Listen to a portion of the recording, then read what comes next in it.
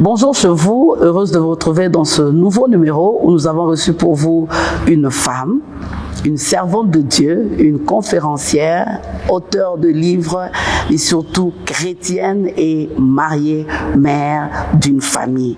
Et elle bénit beaucoup de gens dans le monde au travers la parole de Dieu. Elle est beaucoup suivie dans les réseaux sociaux et elle est une bénédiction pour le corps de Christ.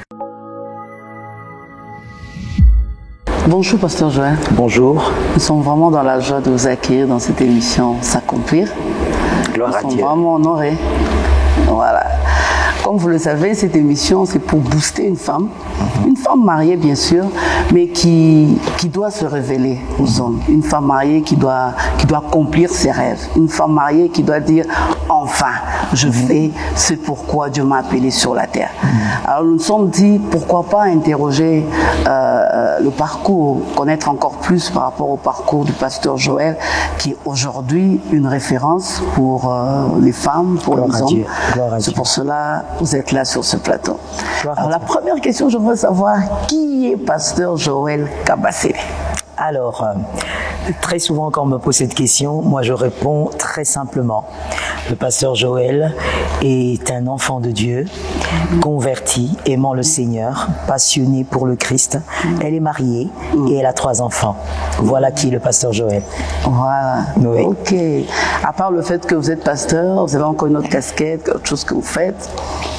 En dehors du fait que je sois pasteur, je suis conférencière et par la grâce de Dieu et le Seigneur m'assiste par sa puissance à réaliser ces choses pour la bénédiction de qui pourra. Toujours à côté de votre mari? Oui, bien sûr. Mais le nom du mari, vous n'avez pas dit. Je suis mariée à monsieur Timothée Kabasele. Ok, qui est aussi pasteur? Qui est pasteur et qui est d'ailleurs le représentant légal de cette grande et belle communauté, l'Assemblée évangélique Nouvelle Alliance. Ah, gloire à Dieu. Et alors que nous voulons savoir encore plus par rapport à votre appel, quand et comment avez-vous reçu l'appel de Dieu?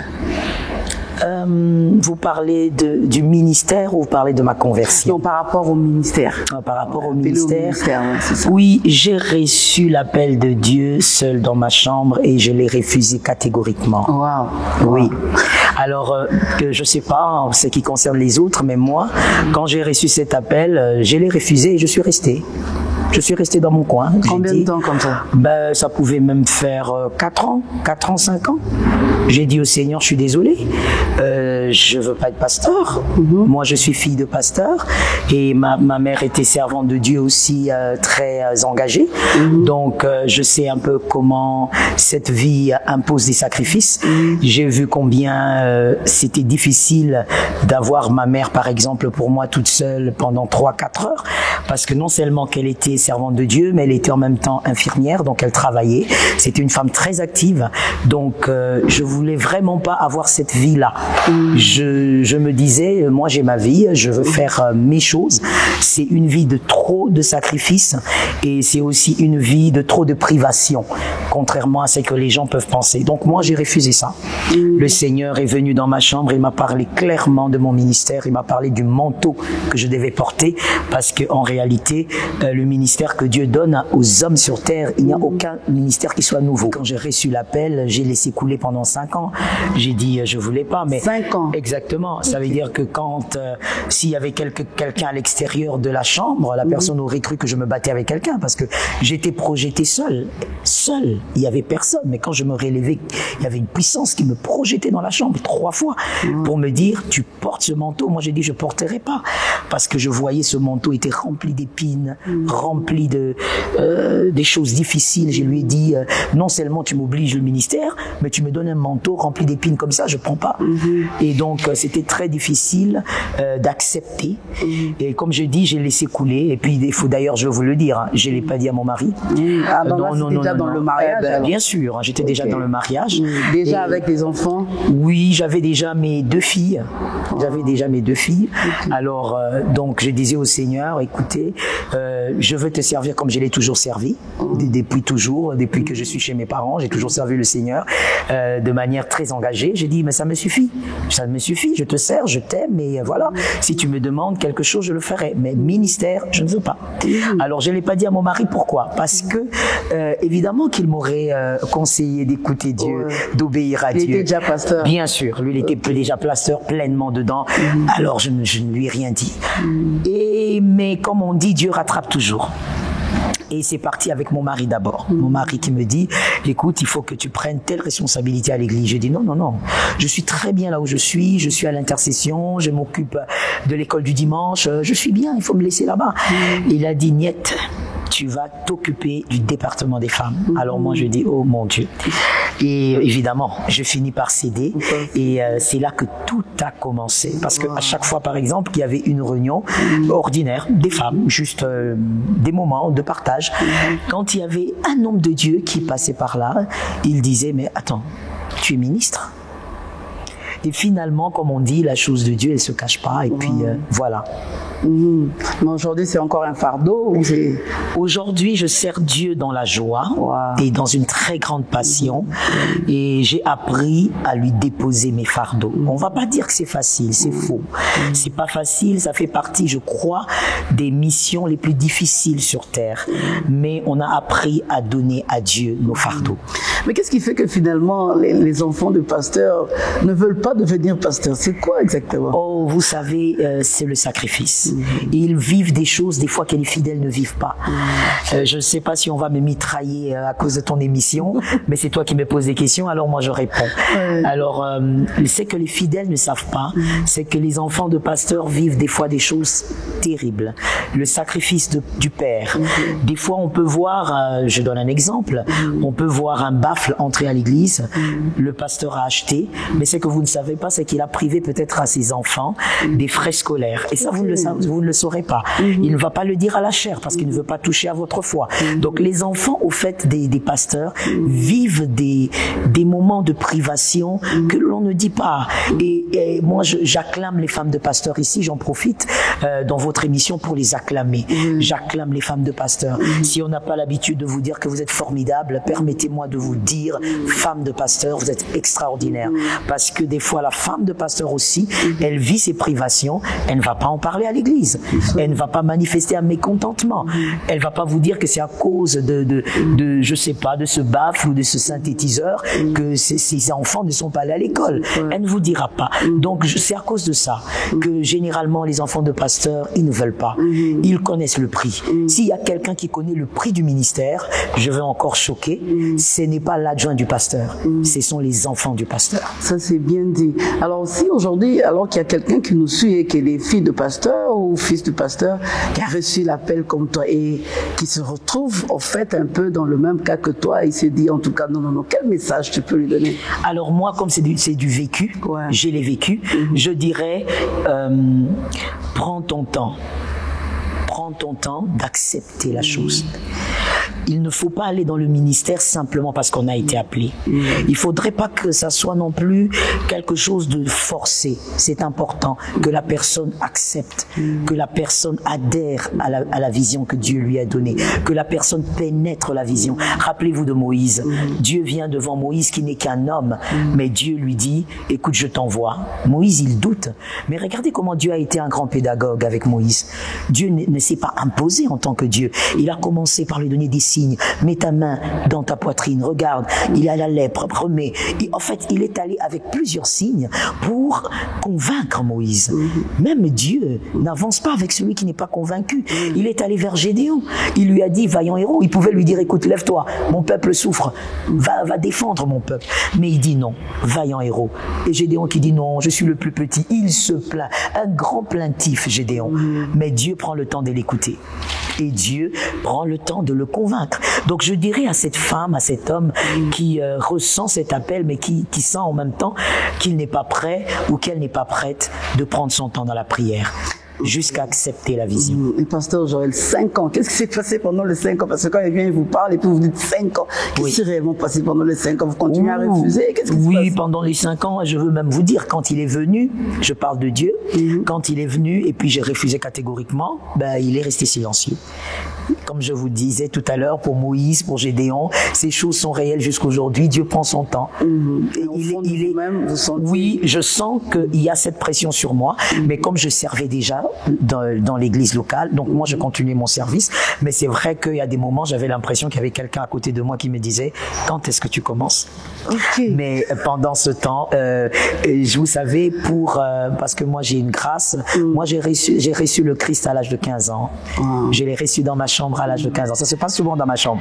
Je ne sais pas pourquoi, mais je l'ai reçu à l'âge de 15 ans et depuis là, par la grâce de Dieu, je ne suis plus rentré en arrière.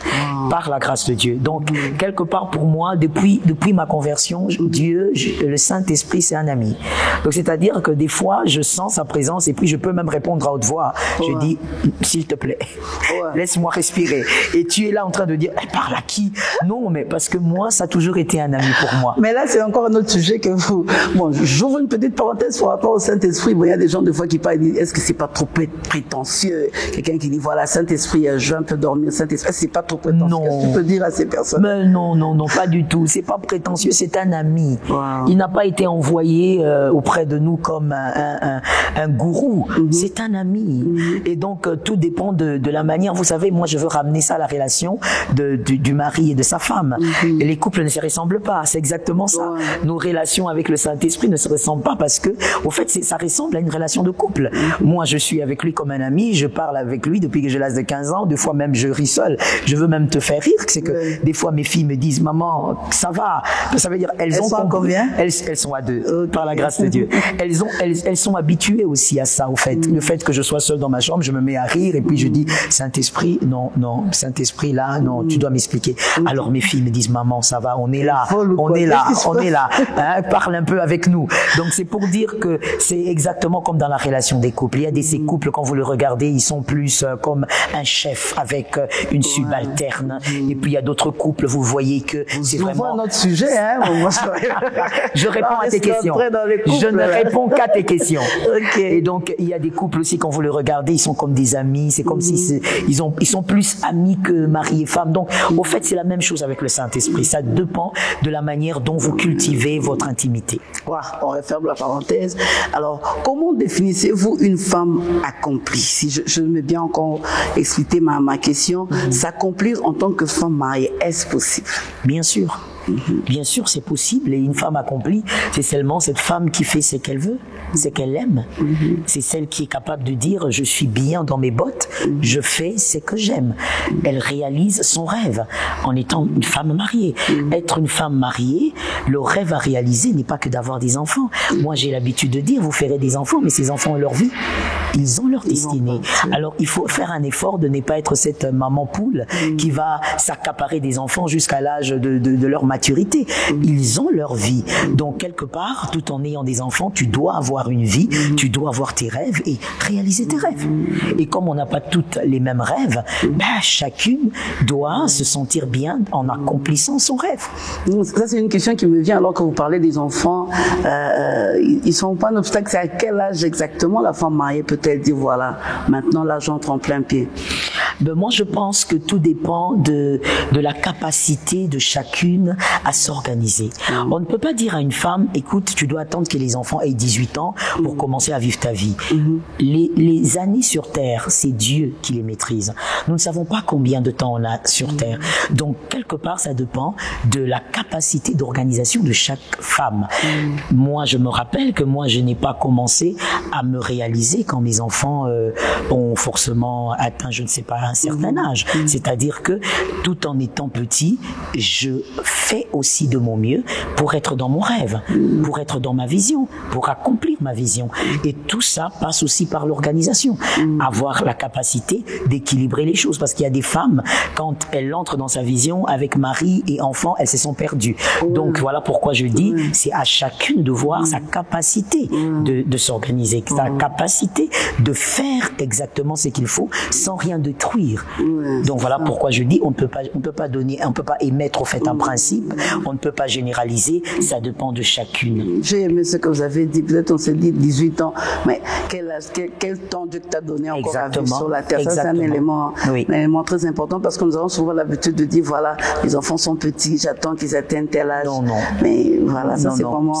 C'est Dieu qui tient les années. C'est vraiment très important. Nous avons vu des femmes à côté de leur mari, nous avons vu, vous êtes pasteur, votre mari aussi est pasteur, mais est-ce possible, parce que nous sommes dans le ministère pastoral de la femme, est-ce qu'une femme dans son ministère peut s'accomplir complètement à côté d'un mari qui n'a pas reçu l'appel? Comment ça peut se passer? Oui, moi je crois que c'est possible. C'est vrai que ce n'est pas mon cas, mais quand je regarde par exemple Joyce Meyer, je vois que en dehors d'elle il y a d'autres aussi.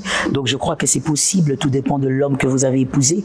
Voilà pourquoi j'ai l'habitude de dire aux jeunes, parce que les jeunes sont encore célibataires, ils ont le temps de faire le choix. Je dis souvent aux jeunes hommes, aux jeunes femmes, on ne choisit pas une personne simplement parce qu'elle est belle, mais on choisit une personne avec qui on se projette dans l'avenir, avec qui on peut se projeter dans l'avenir, c'est-à-dire est-ce que cette personne peut porter ma vision, est-ce qu'elle peut m'aider à porter ma vision, est-ce qu'elle peut me propulser dans ma vision. Et généralement nous voyons que chez les hommes c'est pas très compliqué, en tout cas les hommes intelligents, c'est pas trop compliqué pour eux de choisir une femme avec qui ils se propulsent, ils se voient dans l'avenir. Mais généralement le problème émane des jeunes filles.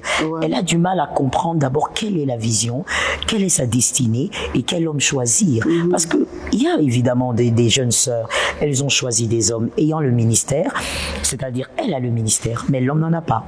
Mais malheureusement, l'homme aussi n'est pas d'accord avec cette vision. C'est ça. Et elles ont été étouffées. C'est un fait, on ne doit pas nier ça. C'est un fait. Il y a beaucoup de ministères de femmes qui ont été étouffés par le mariage. Et donc quelque part, moi je dis, la faute n'est pas à cet homme. La faute, c'est à la personne qui porte la vision. Il faut savoir, madame, vous savez, quand vous devez prendre un avion, par exemple Lubumbashi ou Kinshasa, New York, vous n'allez pas prendre un petit avion. Vous devez savoir là où vous allez. Quand vous savez là où vous allez, vous ne prenez pas un petit porteur pour quitter Kinshasa, New York. Vous vous organisez pour prendre un grand avion qui a la capacité de vous faire arriver là où vous allez. Donc quelque part, moi je ne condamne pas ces hommes. Je condamne les filles qui se sont mariées. Elles ont eu le choix, mais elles ont choisi des hommes incapables de porter leur vision, malheureusement. Ça c'est vraiment malheureux, mais qu'est-ce qu'on peut dire en même temps maintenant, c'est comme si on est en train de parler à cette jeune fille qui n'est pas encore mariée, qui doit faire un choix, qui appelle au ministère. Qu'est-ce que vous pouvez lui dire par rapport à un choix maintenant là? Parce que si quelqu'un est déjà dedans... Oui, justement, c'est son choix, elle est obligée malheureusement d'assumer son choix. Pour cette jeune femme. Pour cette jeune femme, je dirais, écoute, choisis bien. Ne choisis pas seulement un bel homme. Choisis bien. Un bel homme qui ne t'aide pas à vivre ton rêve sera un cauchemar pour toi. Cette beauté ne sera plus vue. Tu n'en auras même plus besoin. Surtout quand tu vas regarder à côté de toi, tu verras ces femmes en train de réaliser leurs rêves. Tu seras mortifié au fait. Tu seras une femme blessée. Et vous savez, il est très difficile de vivre avec les blessures qui vous ont été infligées par votre mari. Quand c'est quelqu'un du dehors, ça passe. Votre mari va vous aider. Le Saint-Esprit va vous soulager. Mais quand vous vivez continuellement, constamment, avec celui qui vous blesse, c'est compliqué. Donc quelque part, je dis à cette femme, choisis selon ce que tu as comme bagage. Tu es appelé au ministère, alors choisis aussi un homme, même s'il n'est pas pasteur. On ne dit pas qu'il doit être pasteur. Ce n'est pas un must. On ne dit pas qu'il doit être forcément évangéliste. Il peut être simplement un bon chrétien. Voilà pourquoi j'aime donner l'exemple du pasteur Joyce Meyer. Parce que son mari est un bon chrétien et il a fait des choses extraordinaires pour le ministère de sa femme. Aujourd'hui, on ne peut pas dire que Joyce Meyer, elle sait qu'elle est simplement par la prédication. Son mari a joué un rôle capital dans l'élévation de cette femme. Évidemment, l'onction a eu une grande part, mais son mari a été extraordinaire. Et moi, personnellement, cet homme m'épate beaucoup, parce que c'est très rare que de voir un homme qui supporte et qui aime la gloire de sa femme. Il est fier de sa femme. Ça ne lui dit rien d'être devant les projecteurs. collaborateurs. Il soutient sa femme. C'est un homme extraordinaire. Et comment ça se passe avec vous et votre mari? On peut avoir cette petite expérience. Comment est-ce qu'il vous aide? Oh, mon mari, si on peut parler de lui. Oui, je veux parler un tout petit peu de lui, parce que je n'aime pas parler de ma vie privée. Alors, mon mari, comme le Saint-Esprit est ma béquille, alors lui n'est pas ma béquille, il est alors... on va dire quoi? Il est une colonne derrière mon dos. Mon mari est aussi un homme extraordinaire qui a toujours cru en moi. Et moi, j'ai la grâce et je bénis le Seigneur. Je souhaite vraiment à plusieurs femmes d'avoir cette grâce. J'ai eu la grâce. Moi, j'ai eu un père d'abord qui a beaucoup cru en moi. Moi, j'ai grandi dans une atmosphère où j'avais un père qui me communiquait beaucoup d'estime de soi. Donc, déjà célibataire, j'avais un grand estime pour moi-même. Je n'en avais pas besoin en dehors. Donc, mon père m'en donnait beaucoup. Que quelqu'un te dise que tu es jolie, que quelqu'un me dise que je suis belle, je suis intelligente. Oh, tu n'as rien dit de nouveau. Mon père me le disait tout le temps. Là, c'est un message même pour les parents. Hein? Voilà. Très important. Voilà pourquoi d'ailleurs j'en parle. Et donc, quand j'ai rencontré mon mari, Dieu m'a fait grâce encore. Je suis tombée sur le deuxième homme de ma vie qui, lui aussi, croit beaucoup en moi. Il a toujours cru en moi. Il a toujours cru en mon intelligence. Il a toujours cru en ma sagesse. Il me disait toujours, tu vas aller très haut. Tu peux aller très haut. Quand je voulais faire quelque chose, je lui dis non, j'en peux plus. Il me dit, si tu vas y arriver, vas-y, encore un peu plus. Donc, ça a été et il est un grand booster jusqu'aujourd'hui. Wow. Donc, c'est bien qu'à côté de l'appel, qu'on ait aussi des gens qui croient en nous. C'est important. Ça c'est vraiment important. Et aussi, en tant que mère, en tant que père, d'avoir l'habitude de booster nos enfants, de créer cette estime. Exactement. Ça, c'est vraiment... De toute façon, en vous regardant, on sent que vous êtes une personne qui croit vraiment en vous. Je crois en moi. Wow, c'est une force. Alors, quelles sont les difficultés que vous avez rencontrées au cours de votre ministère et comment vous les avez surmontées? Oh, c'était pas facile. J'ai rencontré beaucoup de difficultés, mais je parlerai d'une difficulté ici que je sais que plusieurs femmes vont rencontrer et même après des générations, je ne pense pas que ça changera beaucoup. C'est le fait qu'on soit femme. Le fait qu'on soit femme et que l'on fasse un travail, on va le dire comme ça entre guillemets, d'homme. Pendant longtemps, ça a été plus les hommes, pasteurs et évangélistes et le reste. Donc, ça a été pas facile. Si tu ne crois pas en toi, si tu ne crois pas en ton appel, si tu ne crois pas que c'est le Seigneur qui t'a appelé, tu vas lâcher. Parce que plusieurs fois, j'ai eu à constater, on reconnaît que tu as la grâce, mais on ne te fait pas passer parce que tu es une femme. Et on ne va pas se gêner de te le dire. C'est aussi dans le milieu chrétien. Bien sûr, c'est dans le milieu chrétien dont je parle. Donc, on va pas te laisser passer et on va te le dire. C'est ce qui est choquant, c'est qu'on va te le dire que voilà, tu as le message, mais tu es une femme. Donc, vous savez, quand quelqu'un vous dit que vous êtes une femme, voilà pourquoi vous ne pouvez pas exercer votre travail. Il y a beaucoup de choses qui vous passent par la tête, au fait. Donc, il fallait que je sois un homme pour que je sois accepté partout. Mais voici ce que je me suis dit. Celui qui reste dans les justifications et dans les plaintes n'accomplit pas sa mission. Alors, on bénit ceux qui peuvent être bénis. Ceux qui ne peuvent pas être bénis parce que je suis une femme, on se rencontrera au ciel. Et ça s'est passé plusieurs fois comme ça? Oui, j'ai eu ça beaucoup, à plusieurs endroits. Je me rappelle même d'une personne qui m'appelle. D'abord, elle passe par ma secrétaire et puis ma secrétaire lui passe mon numéro parce que la personne insiste. C'est un homme de Dieu et qui a plusieurs années dans le ministère et qui me salue. Pasteur, ça va? Oui, ça va bien. Et puis on parle, il veut m'inviter. Et puis à un moment, il est tiqué. Alors il dit, vous êtes une femme? J'ai dit, oui, je suis une femme. Il me dit, quoi? Non, c'est pas possible. Je lui dis, ben oui, je suis une femme. Comment, vous avez jamais vu? Ben non, il m'a jamais vu. Et alors, je lui dis, mais attendez, ma secrétaire ne vous a pas dit? Il dit, je cherche le pasteur Joël. Je dis, ben oui. Avec la voix d'homme que vous avez. C'est moi qui s'est dit. Eh ben, qu'est-ce que vous voulez? Et je dis, non, mais c'est le pasteur Joël.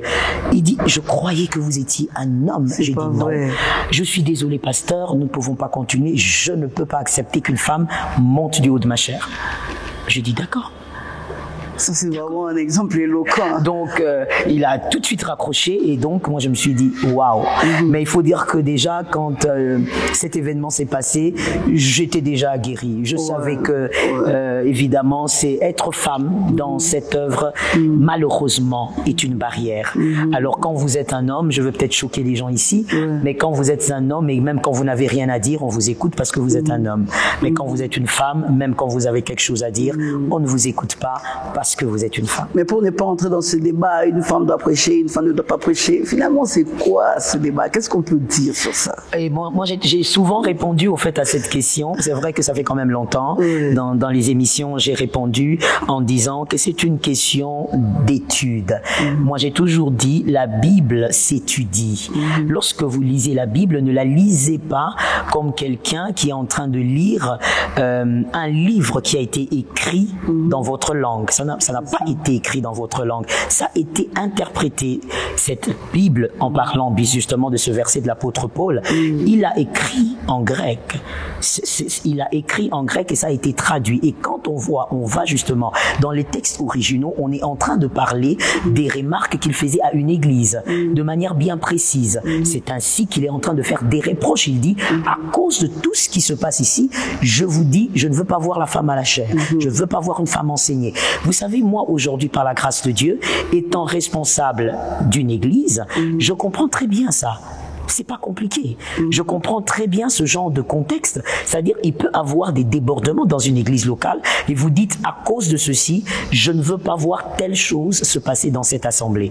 Mais ça ne veut pas dire que c'est une loi divine qui vient du Seigneur pour empêcher à la femme d'enseigner. L'apôtre Paul réglait un dérèglement par rapport à une réalité dans une église.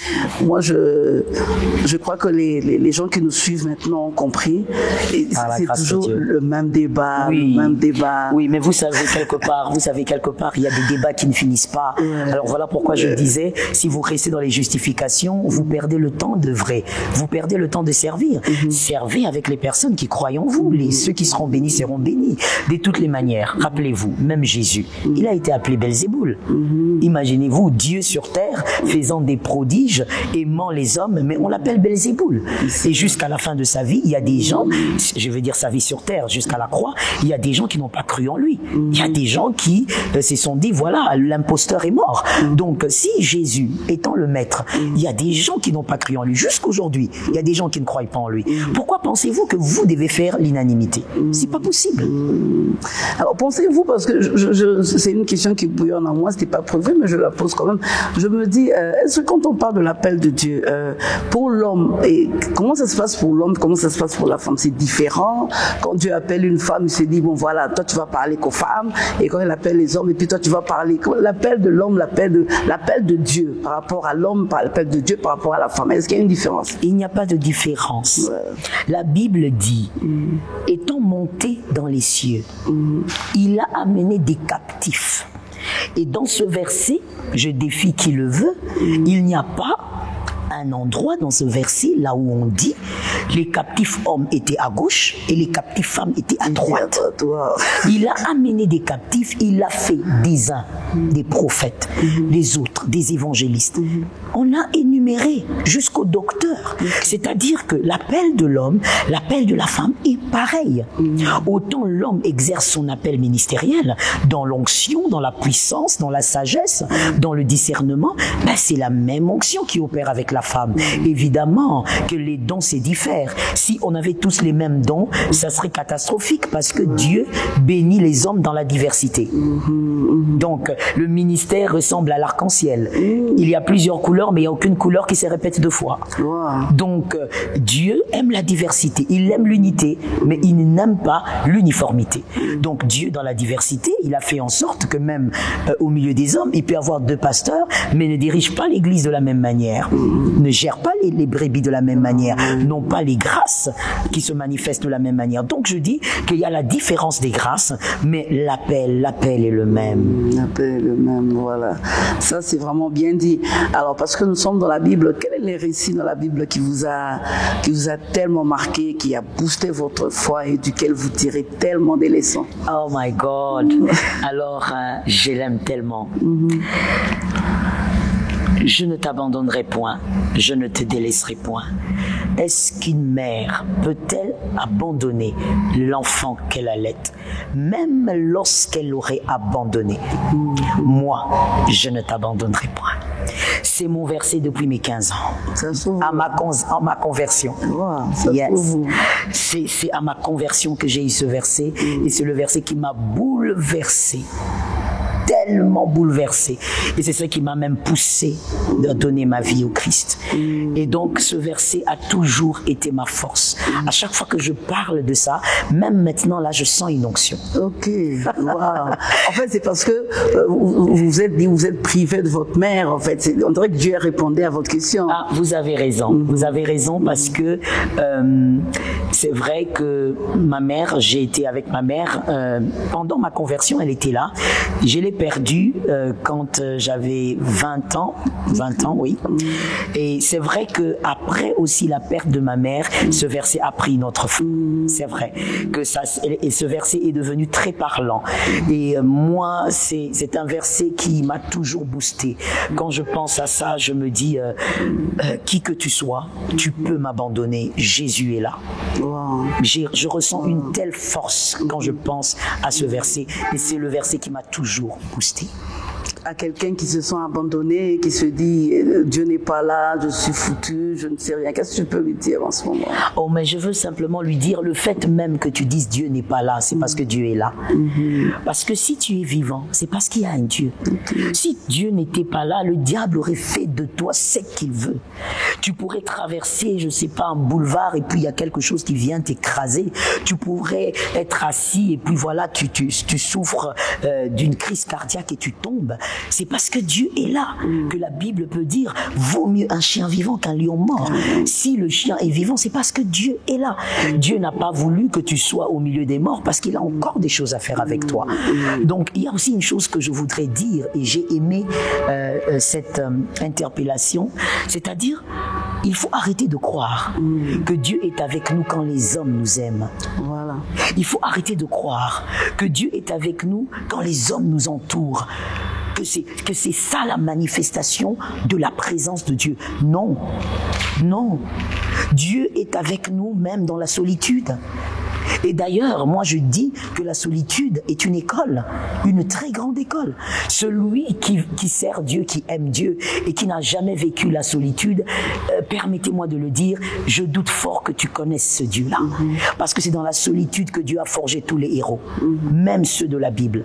Donc quelque part, je viens dire, corrigeons un peu ça. Parce que généralement, les personnes qui se sentent mal aimées par Dieu, c'est parce qu'ils ont l'impression que les hommes ne sont pas avec eux. Mais non. Non, l'amour des hommes est éphémère. Oh my God. L'amour des hommes est tellement limité.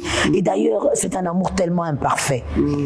Tellement imparfait. Voilà pourquoi, même en étant marié ou en ayant des frères, vous vous plaignez quand même de l'amour qu'on vous donne. Donc, c'est un amour imparfait. Avec ou sans l'amour de ces hommes, Dieu est là.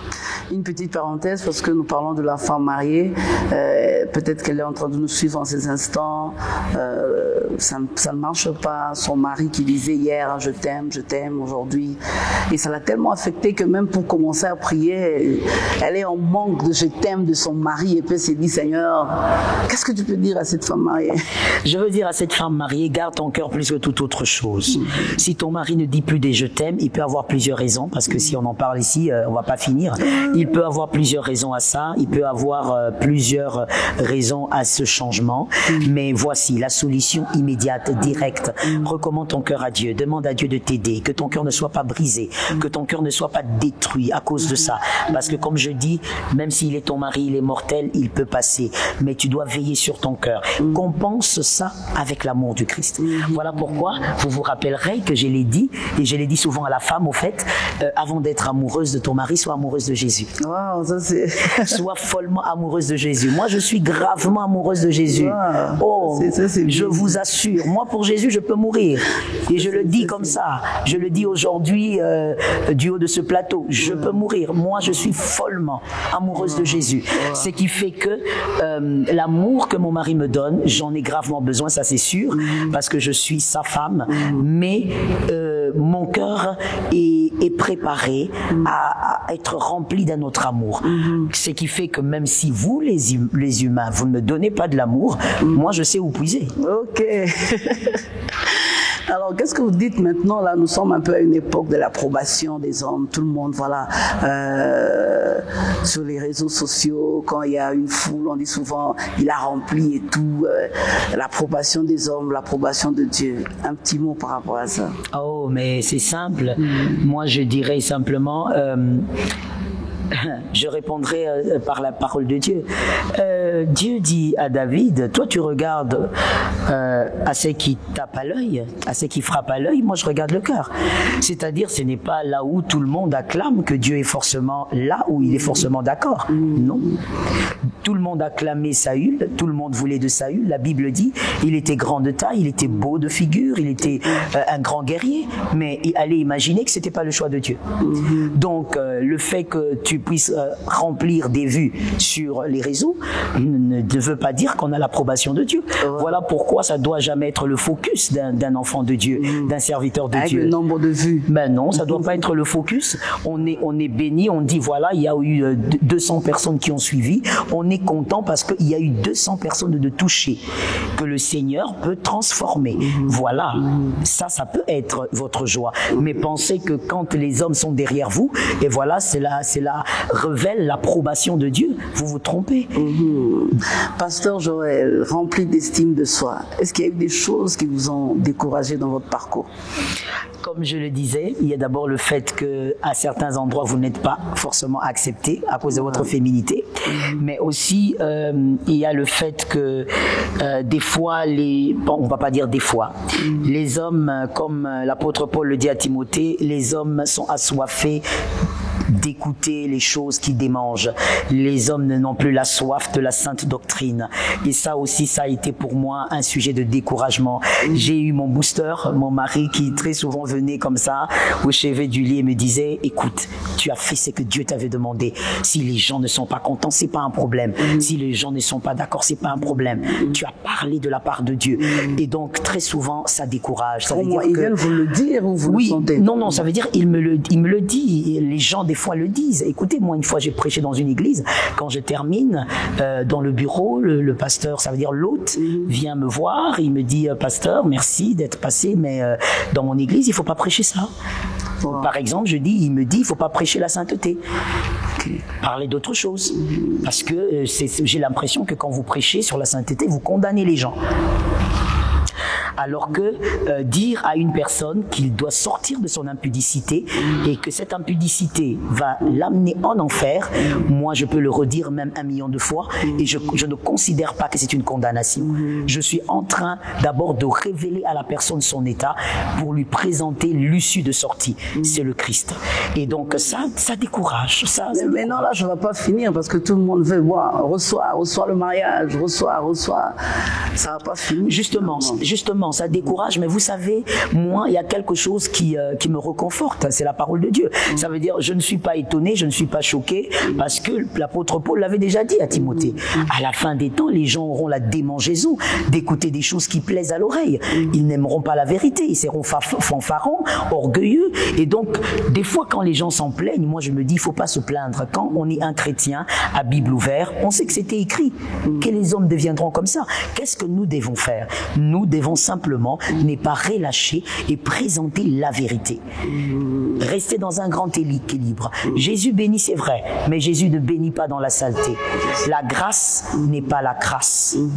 Le message de maman Joël, quel est votre message? Qu'est-ce que Dieu vous a donné comme message au peuple de Dieu? La sainteté. La sainteté.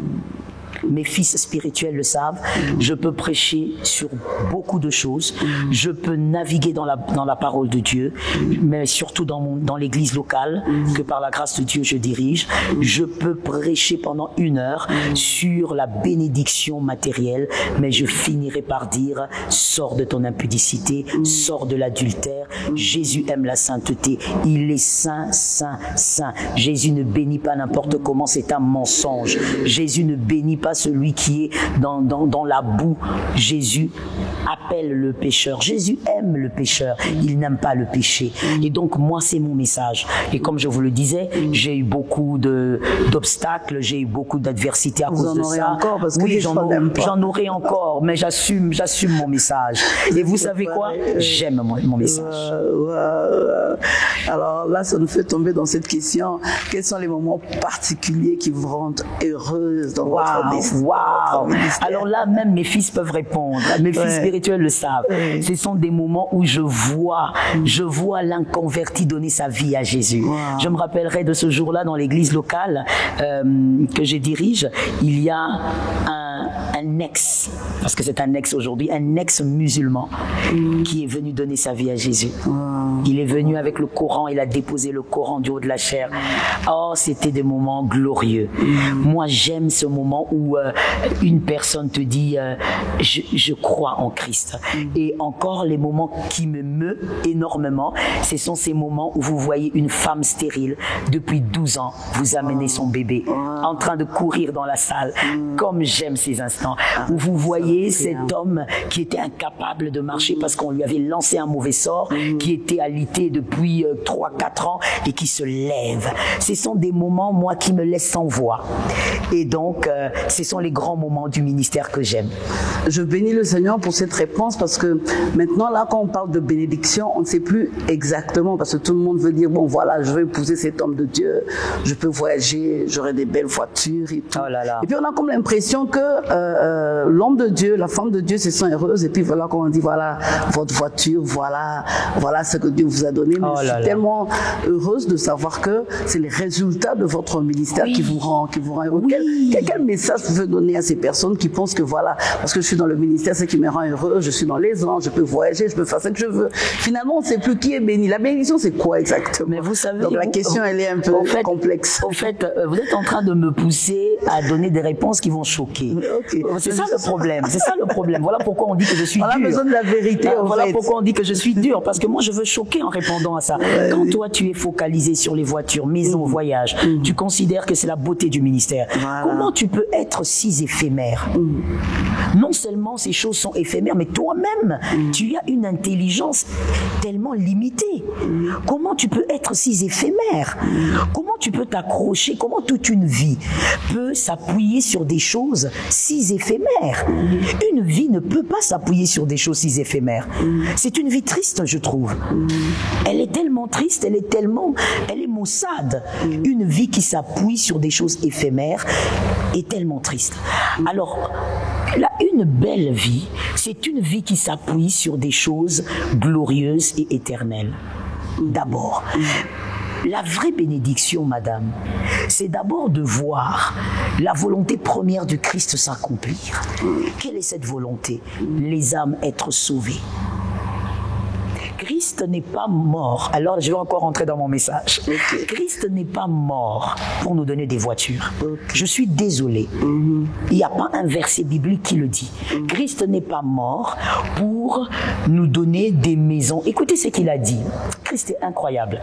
L'apôtre Pierre lui pose la question. Il dit, écoute, Monsieur Jésus, toi tu as à peine une trentaine d'années. Moi, j'ai une femme et j'ai des enfants et j'ai tout abandonné et même mon travail. Parce que l'apôtre Pierre était pécheur.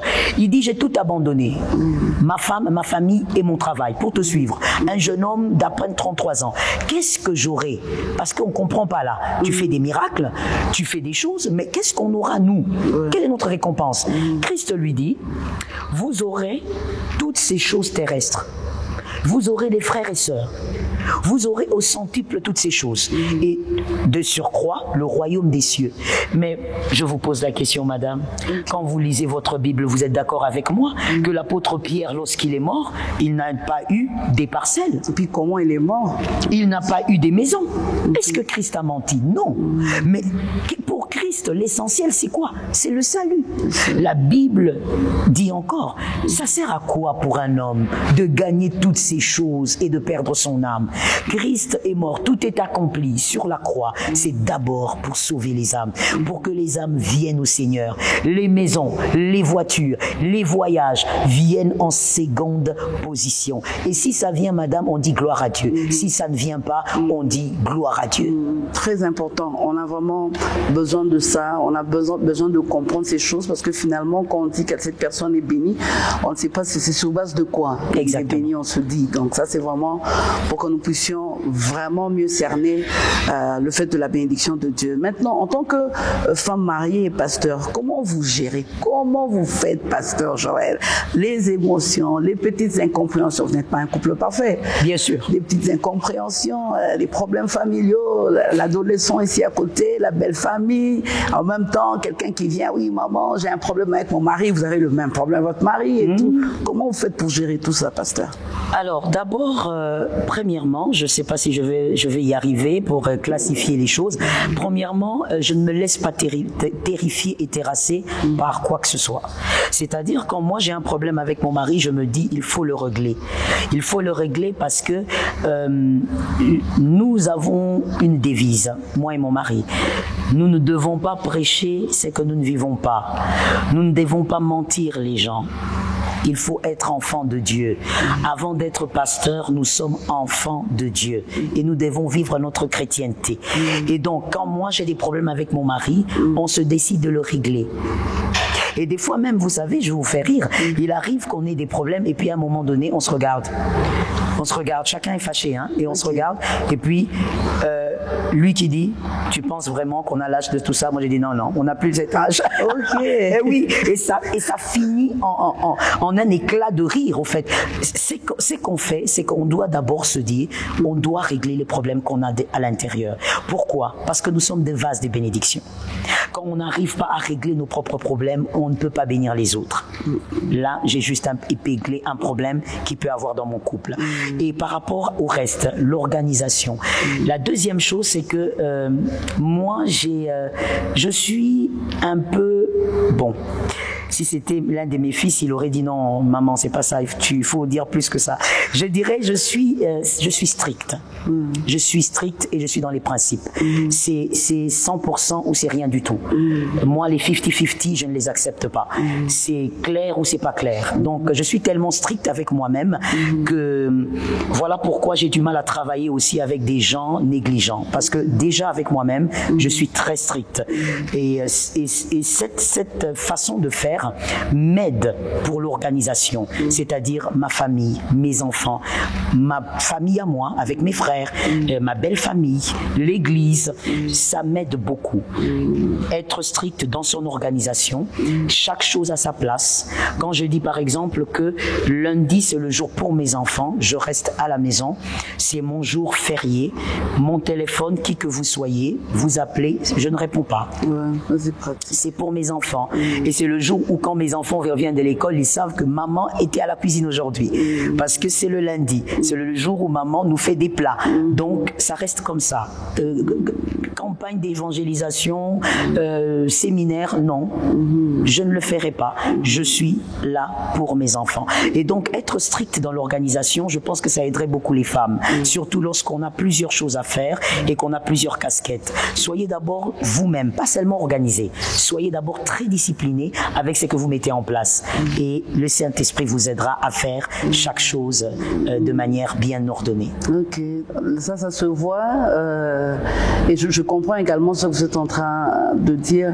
Est-ce qu'on peut dire, je veux parler du succès, hein, qu'est-ce que vous dites du succès? Surtout quand on parle des hommes et des femmes de Dieu. Oui. Maintenant, là, pasteur Joël, affiche là-bas, affiche de ce côté, affiche de l'autre côté. Comment vous gérez tout ça?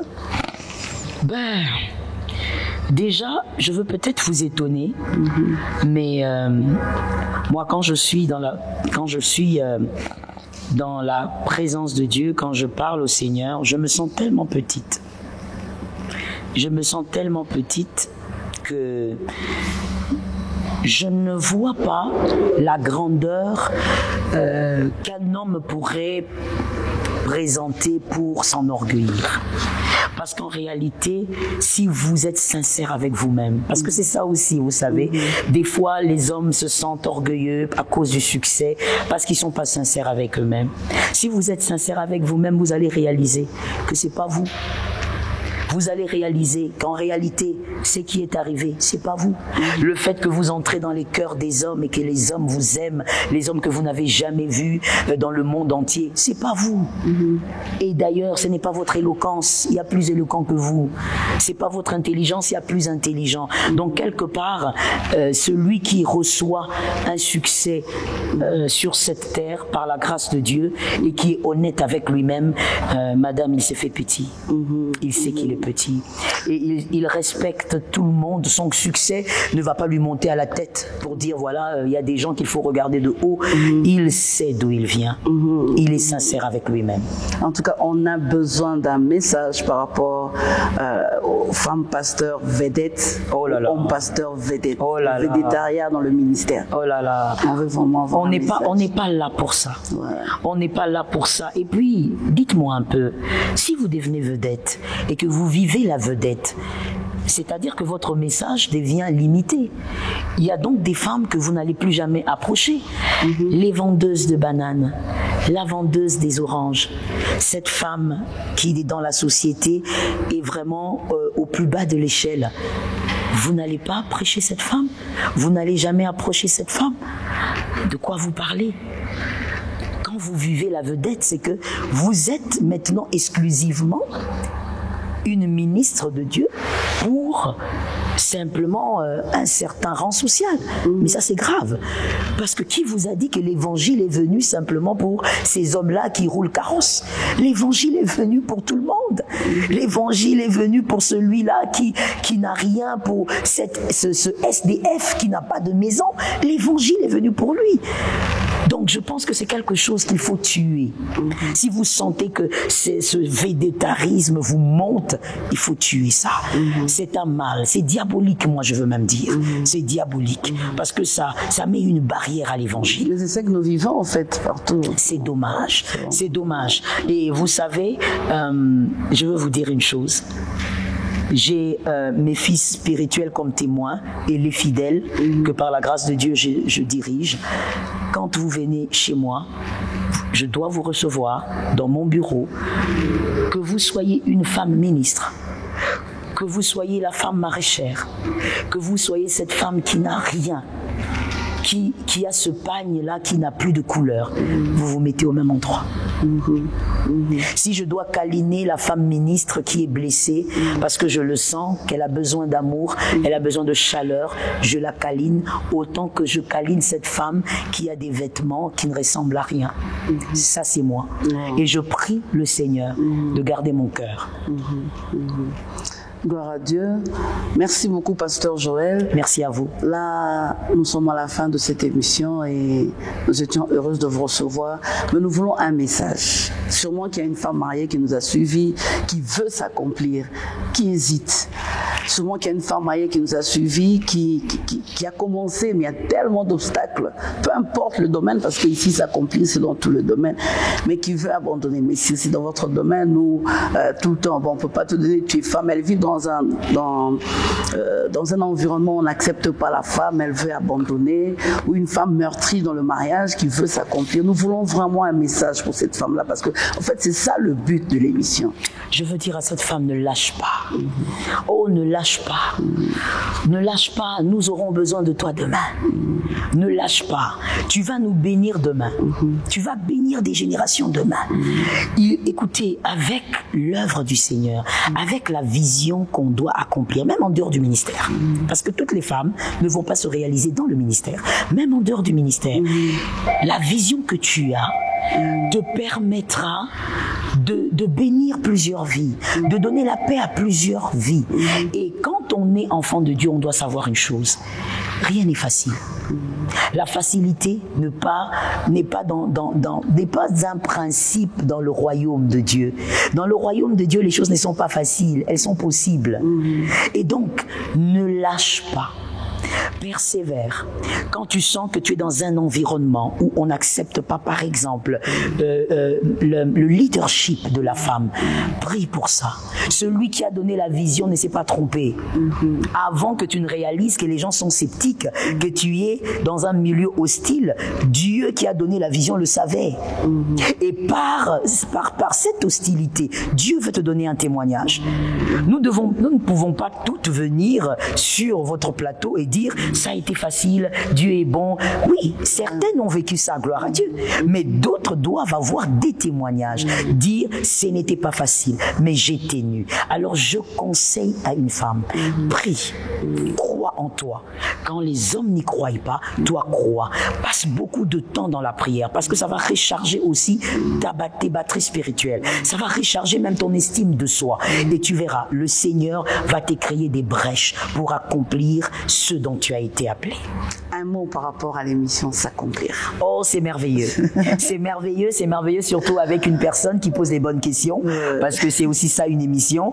C'est très compliqué lorsqu'on vous invite et que les questions sont un peu ambiguës, les questions sont mal préparées, mais là, j'ai été ravi, ça a été un bonheur de passer cette émission avec vous. Merci, pasteur. Merci à vous.